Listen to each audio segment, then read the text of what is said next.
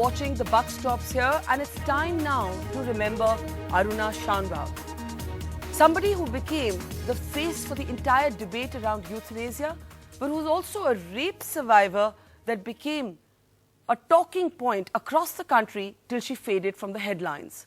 After more than 4 decades of living in a vegetative state, even though the Supreme Court offered the option of passive euthanasia in her case, something that the hospital that she's in, she was a nurse with the hospital, declined, she died today finally, and we hope she finally rests in peace. But does this reopen the entire debate around the right to die? Did we let down Aruna Shanbaug in 2 ways, by not allowing her to live and not allowing her to die either? Let's introduce our panel. We're joined by Pinky Varani. She's, of course, the well-known author of Aruna's story and also went to the Supreme Court asking for the right to die for Aruna Shanbaug, remember, who has been in a vegetative state for more than 4 decades. We're also joined by Dr. Nagraj Huilgol. He's the head of oncology at Nanavati Hospital and the president of the Society for the Right to Die with Dignity. With me in the studio is Dr. Nitesh Rohtagi, the medical oncologist with Max Healthcare. And we're joined by Durga Mehta, a former matron with the KEM Hospital who devoted years of her life to looking after Aruna, and also by Dr. Pragna Pai, former dean of the KEM Hospital, who also was part of the team. The KEM, of course, refused the option of passive euthanasia. Pinky, let me get your thoughts. Your book we have all read, your battle for Aruna we're all familiar with. What does today signify to you? Finally, freedom in a sense for Aruna, or freedom that has come far too late for it to have any meaning? First of all, Barkha, I'd like to thank you for that introduction. You've pretty much summed it all as far as our Aruna is concerned, because really she's gone beyond being just a hospital's Aruna or even my Aruna. She's become everybody's Aruna. I think the important thing here to remember is that she was damned, she was double damned, she was triple damned. She received absolutely no justice, not medical justice. God though was out of the question. I remember after I told Khushwant Singh her story, after he read Aruna's story, he called me up and he said, "And you still believe in God?" She received no justice from the system, she received no legal justice. However, in the last few years of her life, she gave India the gift of the passive euthanasia law. It's lovely for people to give me credit, and I like taking it because it was a lot of galis were got at that time. It's lovely to take it, but the fact remains that I wouldn't have gone to the Supreme Court with the PIL had it not been for my Aruna and as her next friend. So all credit to her. When the Supreme Court gave the passive euthanasia judgment and law, which has now also been endorsed by the Government of India last year through a Rajya Sabha note, at that time I thought to myself, little broken, battered baby bird. She was only 5 feet. What did we give you? And look at what you are doing in return. You are ensuring that no patient after this. It's a choice. Patients can make the choice, doctors can make the choice, relatives can make the choice. And now I understand there is a PIL filed in the Supreme Court saying that now that passive euthanasia is legal, Indians should be allowed living wills, which as you know is like a financial will but deals with medical aspects. So after all this, not only has she given us a law, she has also started a debate on patients' rights. And we gave her nothing. We gave her absolutely nothing. But today I feel, you're right, you know, I don't feel sad. I really don't. I'm not going to be a hypocrite. I'm not going to say, I'm not. I am just so relieved that there are 2 dates on which I would get so frustrated. I would get angry with myself. I would feel like a fake. One was June 1, which is coming up now, which is her birthday. She was born June 1, 1948. And the one which really bothered me, was November 27th, 1973. Every November 27th, I would say, this is the night when my Aruna died. I'm glad she's at peace, you know. Yeah. I really am. It's But can just I her ask you, formal Pinky? death. Can I ask you, But because she died that night, but Yeah. I'm glad she's dead. Oh, she's at peace. She won't suffer anymore. We won't let her suffer anymore because nature took matter in its hands. Okay, so Pinky describes this as a day of freedom, finally freedom, belated freedom, and says we gave Aruna nothing. Now, there's a very different alternative narrative, of course, from the nurses of KEM Hospital. Dr. Pai, as a former dean, how do you respond to what Pinky just said, that we gave Aruna nothing, that in a sense, we forced her to live through 4 decades of pain? And even though the legal option existed of passive euthanasia, Dr. Pai. Yes. When I heard about Aruna's death, first reaction was that, thank God, she's relived. Yes. But about active or passive euthanasia, I have always taken a stand that passive euthanasia will be good. And only thing, when I was dean about 15 years back, worked for 10 years, that time the condition of Aruna was, she was vegetative state, but she was responsive. She could sense, differentiate the taste, she could differentiate the voices, or even the touch, and therefore as long as she lived, I thought that we'll give her comfort. No idea or no intention of prolonging her life in any way.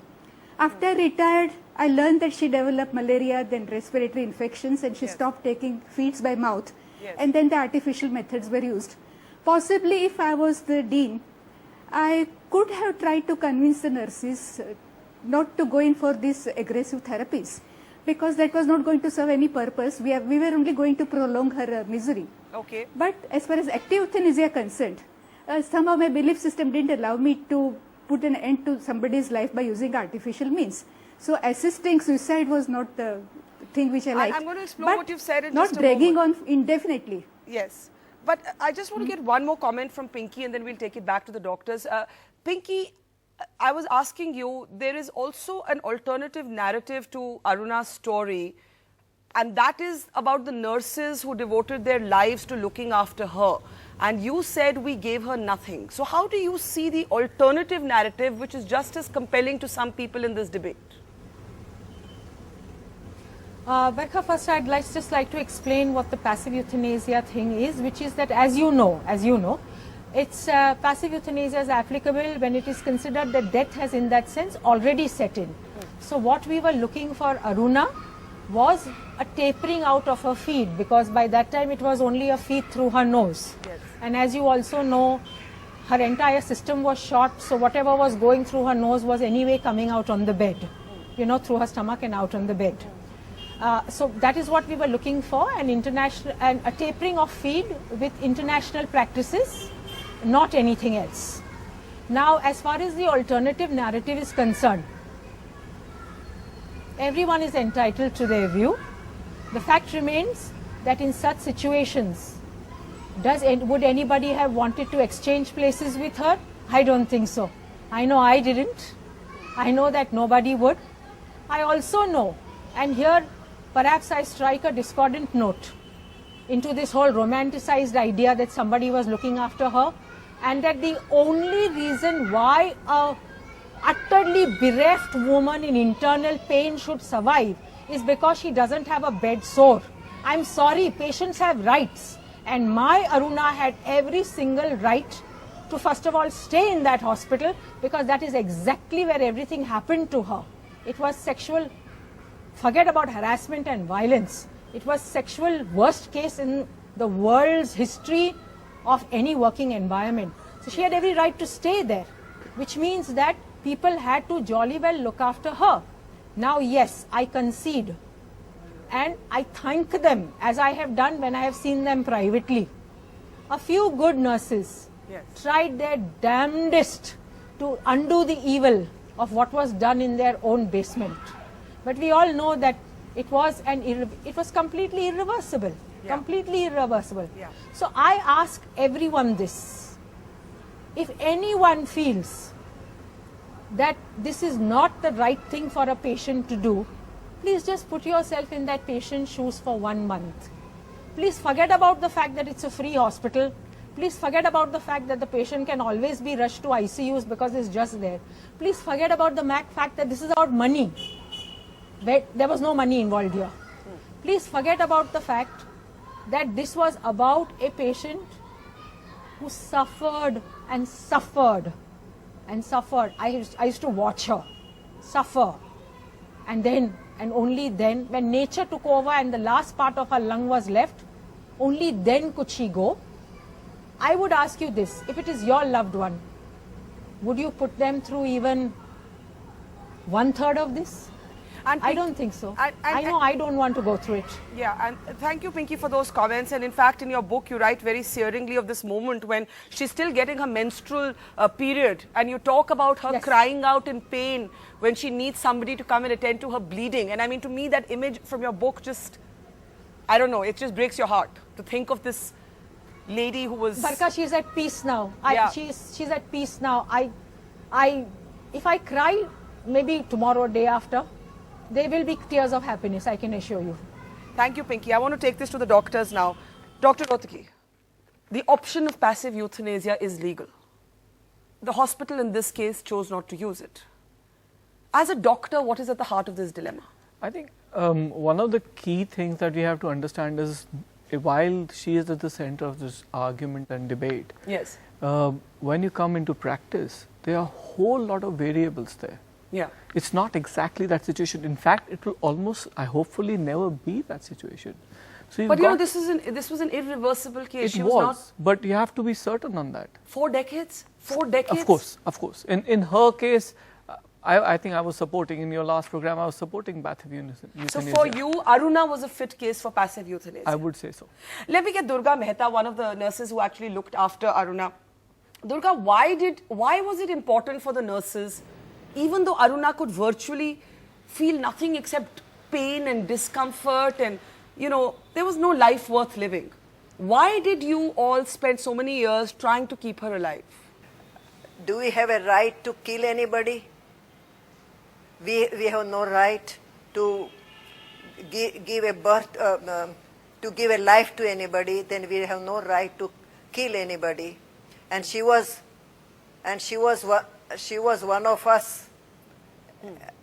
And you don't want your family members to be killed. So that was the feelings of all the nurses. And they look after her for so many years. And they look after her so well that in spite of spending 42 years in the bed, she did not get a bed sore. So you can understand how lovingly they have taken care of her. Dr. Nagraj, do you think... that is the reason Yes, why I'll come back to you, Durga ji. Dr. Nagraj, do you think that's a good reason for someone like Aruna to have had to suffer, and suffer she did, for 4 decades? I think it's first of all, let me offer a small prayer to her departed soul. Let's understand that when we're talking of passive euthanasia, it's not about killing. It's about letting people die. It's about letting people go from here when they're expected to, they're supposed to go. And I would expect the same from my relatives when it's my time to do. So when people talk, go hysterical about how do we kill? No, these are the people who are on the verge of death. And there are enough technical methodologies to assess as to whether whether death is imminent. And as I had said once before, we don't take the outliers and again start arguing, saying that look, somebody lived when doctors said only is going to die in a while and the patient is still alive.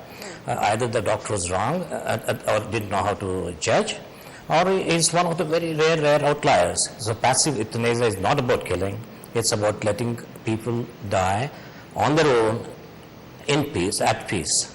So let's be very clear about that. But Dr. Nagraj, may I argue from the other side of the debate, though my head leans towards supporting euthanasia, and in Aruna's case, I would have certainly not, despite the dedication of nurses, which is admirable, like Durga Mehta, somehow you feel like it was cruel to keep her alive. But let me argue from the other side.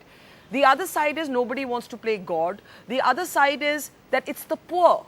It's those who can't afford health care, those who can't afford to be on a ventilator for a long time, those who can't afford to be on life support for a long time. It's the poor who will suffer if passive euthanasia or even active euthanasia is acceptable. I want you and Dr. Rohtgi to respond to that. I'll start with you, Dr. Nagraj. As of now, there is no empirical evidence that the laws have been misused in the Dutch experience, right? So I don't think we are any different. And whenever we talk of euthanasia, for heaven's sake, let's not mix economics of healthcare with euthanasia. They are two independent things. And a while ago about the doctors as well. Yes. Doctor has the right to refuse indulge in active euthanasia. Yes. So euthanasia is about the individual right of the patient, of the individual, and as well and as much as that of a doctor. So I think we must understand the entire gamut of euthanasia in its appropriate spirit. At the end of the day, it's my right to live the way I wish to, and the way we all wish to live is to live happily till death. And that's what we all in the healthcare plus the society should ensure. Dr. It's very simple. Dr. Rohtgi, do you believe that Durga Mehta and others who looked after Aruna were, it was human service of offering love and compassion? Or was it, as Pinky Virani argued, just sheer cruelty to keep somebody in that position? I think it's a bit of both. You have to get it, that it was somebody who they knew very well. So this is one of the reasons why people who are very close to you can't take decisions. Yeah. You have to, actually, I was trying to point out, it's not about passive euthanasia as well at the moment. It's going to be care of the dying or dignity of dying. That's the word that's really going to come out as law. It's about dignity of dying, not about passive euthanasia, because that can be misused. But more importantly, and very importantly, even if you come to economics, our fourth ethical principle of medicine as a whole is equality. That equality is not only means that give same care to everyone, but means that if one person is actually taking up a lot of economics of care of the other, then you have to question, is that the right thing to do? You're saying the resources spent on looking after Aruna, who was in an irreversible condition, could have been used to look after other people. Could it? Can I ask Durga Mehta that? Durga Mehta, the argument being made is Aruna was never going to get better.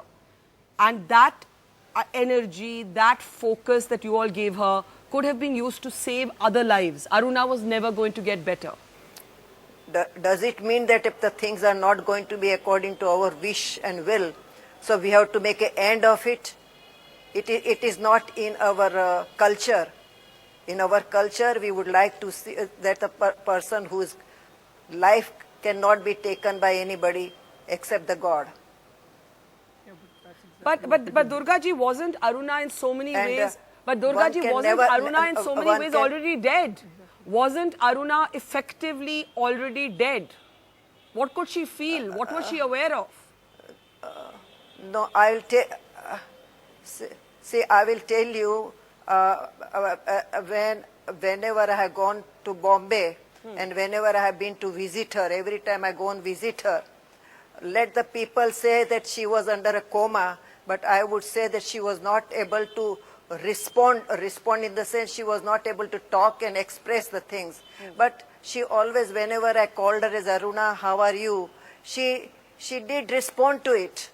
She could probably recognize the voice. So how can we give up the hope? We cannot give up the hope of a person that maybe one day she might get well. This is the hope of a person. One day she might get well. Dr. Nagaraj, that is the plaguing, hope. Just now, no. Hope is a vulgar sentiment. You should. That's not a realistic estimation, right? Now, when people talk of religion and God, I'm quite surprised. These are the days of Hindu nationalism, and I think most Hindu believers understand as to, one day we all go. Life is cyclical. It's not the only life, and fasting up till death is very common in Jain Munis. It is there in Mahabharata, it's there in Ramayana, that's how Raman Maharshi died. So passive euthanasia in our country is not a new concept. I don't know why people bring in God and religion when it's not necessary. But Dr. Nagaraj, if intellectually we all support the right to die, but suppose it was somebody you loved, wouldn't you hope till the very end for that miracle? No, for heaven's sake, I told you, hope is a vulgar sentiment. I will be having only a realistic optimism. No. And I would like to have my living will. It's saying that if I get into this situation, please don't save me. But Dr. Rohtgi, is what you feel when you're healthy the same as what you feel when you're about No, to die? and The living will is written when you're healthy. That's correct. But actually, that's what you feel about things like this. And I think I agree with him that a living will would be a great thing to have. But we are having bigger problems.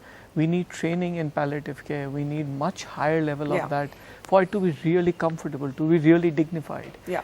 And we certainly need implementation of law. Is that law, which is we are calling law, is that actually law universal?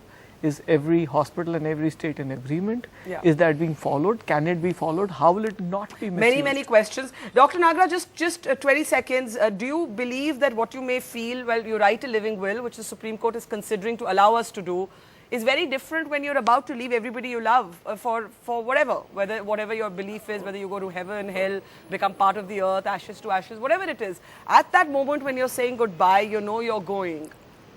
You may feel you may feel very differently from what you put in your living will. Well, I have not done this before, but most people with whom I interact, because I'm a cancer specialist, I deal with death and life every day. I think most Indians, I'm very proud to say that, are very, very rational even at the moment of death. Let's understand that.